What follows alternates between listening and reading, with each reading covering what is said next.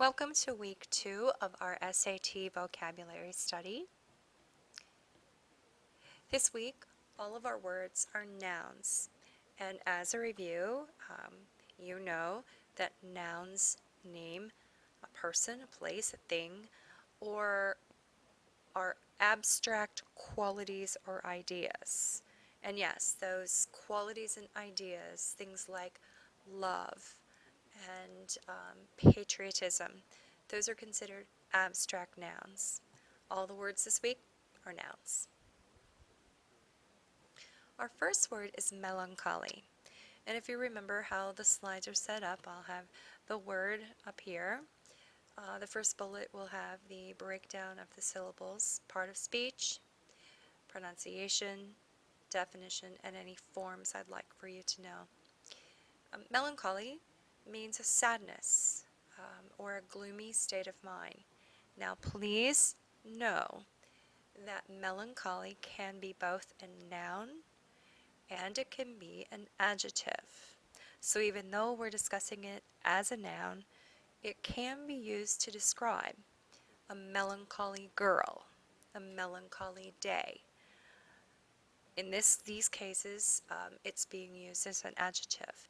But if you are feeling melancholy, then we're looking at the state of being, and that is considered the abstract noun.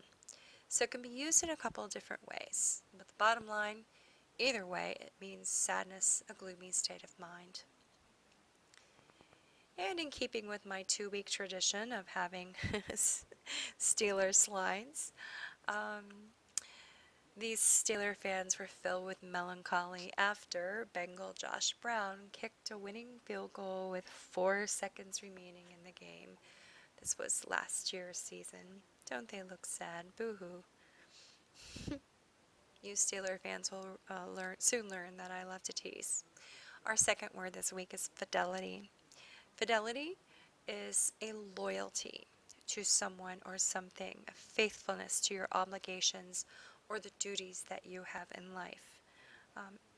I don't know if you know anyone who works for Fidelity Investments up in Covington, but I always am sure, I don't know for sure, but I'm pretty sure that when they were forming this company, they wanted to make sure that they created a name that would give a positive feeling amongst the customers, and Fidelity certainly gives a positive feeling. The state of loyalty is very important when you're doing business. Fidelity can be used in a variety of circumstances, and often, as you'll see the example here, it's used when discussing partnership, usually of marriage. When couples exchange wedding vows, they pledge their fidelity to one another, promising to always be by their spouse's side. You can have fidelity also to an idea or a concept. You stay true to it.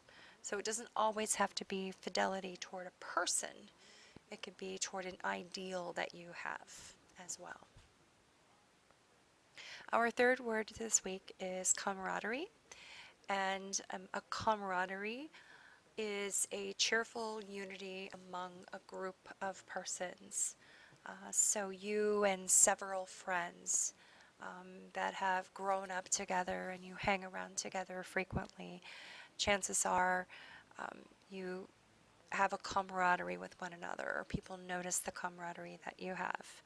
I notice even in our classrooms, in certain classes, there is a nice camaraderie, chemistry. Everyone seems to get along.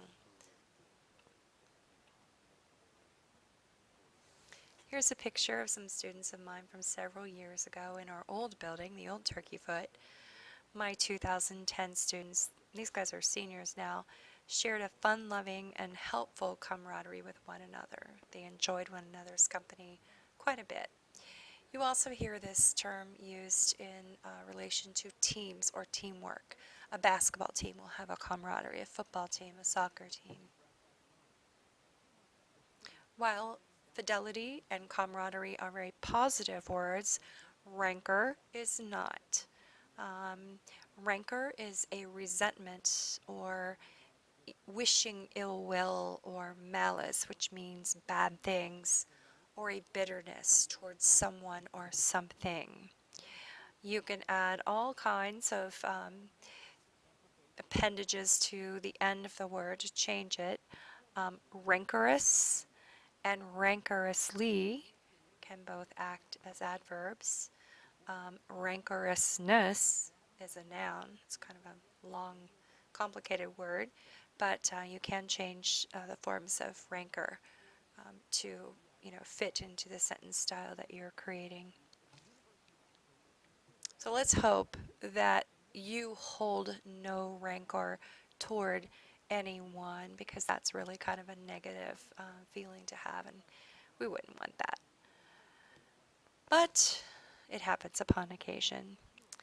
You may remember this several years ago, 3 years ago, I guess, after the bench clearing brawl between the Cincinnati Reds and the St. Louis Cardinals 3 summers ago. The rancor between the rival teams grew in epic proportions, and it's safe to say that the two teams really don't like each other very much. So they have this rancor toward one another, a resentment, a bitterness. Our next word is pariah, and someone who is a pariah is considered an outcast among others, someone who is avoided by others for one reason or another, or who chooses to be alone and kind of antisocial. So you can choose to be a pariah, or you can be treated like one.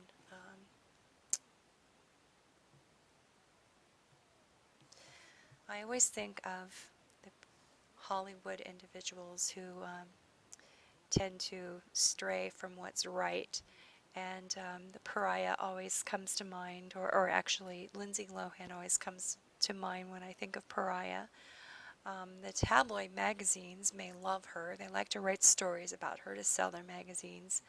But Hollywood producers, the people who pay to have movies made, generally consider her a pariah because of her very irresponsible behavior and actions.